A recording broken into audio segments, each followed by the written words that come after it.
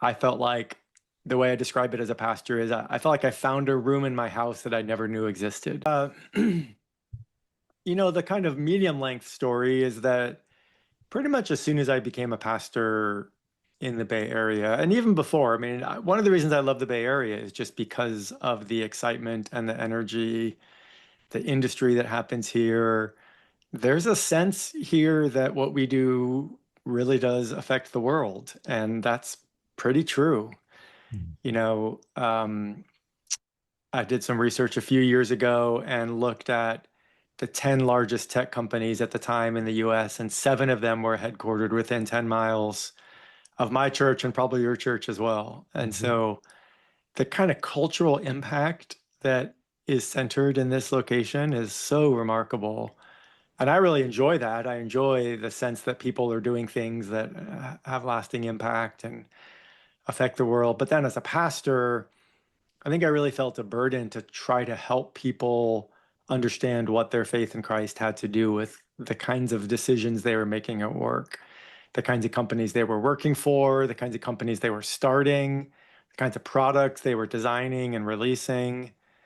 And I just, for a long time, felt like I didn't have a lot of great answers.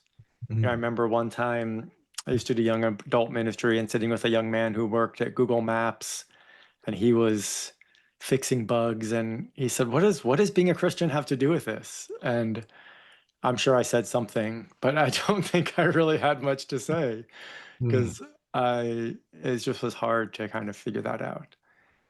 So that led to maybe 6 or 7 years ago, starting to do some thinking and a little bit of writing on the intersection of technology with theology. And that was kind of where I started, and started a little blog and podcast and started thinking about that.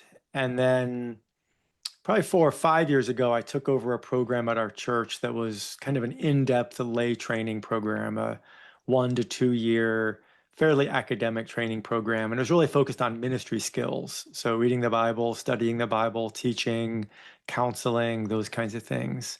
Mm. And when I took it over, I wanted to add a track that, from my perspective, gave the same type of theological background and depth, but for people that were in the workplace.